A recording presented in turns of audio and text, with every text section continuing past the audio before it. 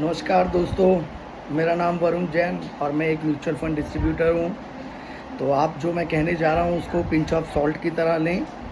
मैं जैसे काफ़ी समय से इस इंडस्ट्री में हूँ। वैसे मैं लोगों के इन्वेस्टमेंट करवाता हूँ। एक SEBI registered mutual fund distributor हूँ। NISM का एग्ज़ाम क्लियर्ड है।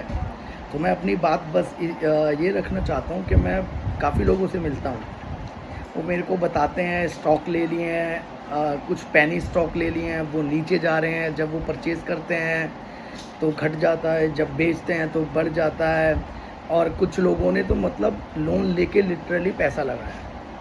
तो मैं आपको ये छोटी सी बात बताना चाहता हूँ कि जब तक आपको कन्विक्शन ना हो, आप चाहे स्टॉक लें म्यूचुअल फंड लें, आप किसी चीज़ में मत जाइए, टिप्स में मत जाइए। एक महीने में पैसा बढ़ जाएगा या छोटा हो जाएगा या मतलब बहुत ज़्यादा आपको प्रॉफिट दे देगा, ऐसा कुछ नहीं है। कोई रॉकेट साइंस नहीं है।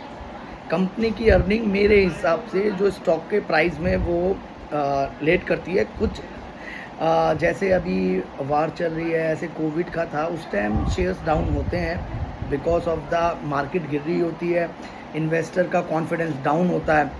बट जब भी अर्निंग कॉल आए या कंपनी के क्वार्टरली रिजल्ट आते हैं लिस्टेड कंपनियों के, तभी शेयर का प्राइस मूव होना चाहिए। इसके अलावा जो शेयर प्राइस डेली मूव और अप हो रहे हैं, तो आप ये समझिए कोई खरीद रहा है, कोई बेच रहा है।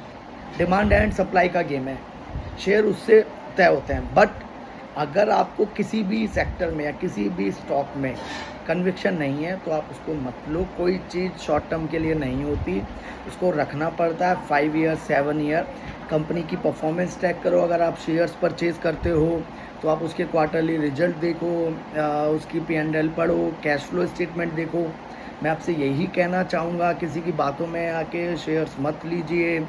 किसी ने बता दिया कि ये बढ़ जाएगा, वो बढ़ जाएगा, ये गैम्बल है। जुआ खेलना है तो आप कसिनो या बहुत सारे तरीके हैं वो जा सकते हो। आप शेयर मार्केट को एक जुए की तरह ना लें, ताकि आपके हार्श एक्सपीरियंस हो और बाद में आपको लगे कि शेयर मार्केट तो गैम्बल है। बट सच्चाई ये है कि हम उसको गैम्बल की तरह खेलते हैं, इसलिए वो हमें गैम्बल लगता है।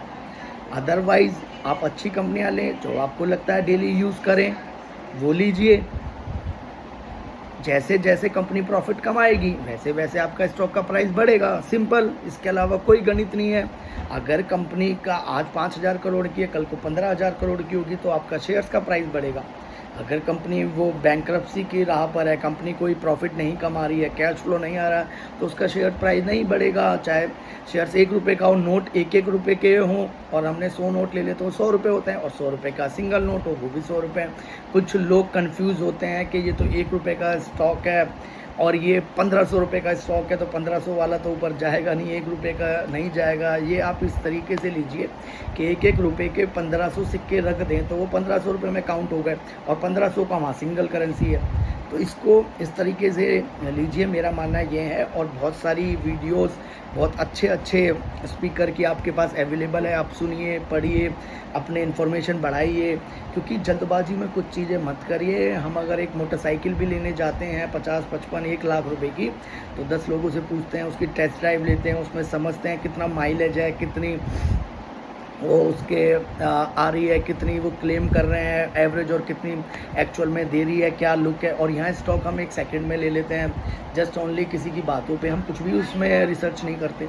तो थोड़ा ये सोच का तरीका है। ये मेरी पहली वीडियो है, होप आप लोगों को पसंद आई हो। नहीं भी आई हो तो आप लाइक और तो मैं नहीं कह सकता, कोई बात नहीं, मैं इस तरह की वीडियो बनाऊंगा। एक्सपीरियंस मुझे लगा कि कुछ बताना चाहिए आप लोगों को। तो जय हिंद। मैंने आपसे आगे भी मिलते रहेंगे। आज इन्हीं बातों के साथ मैं अपना ये पहली वीडियो एंड करता हूँ। जय हिंद, आपका दिन शुभ हो।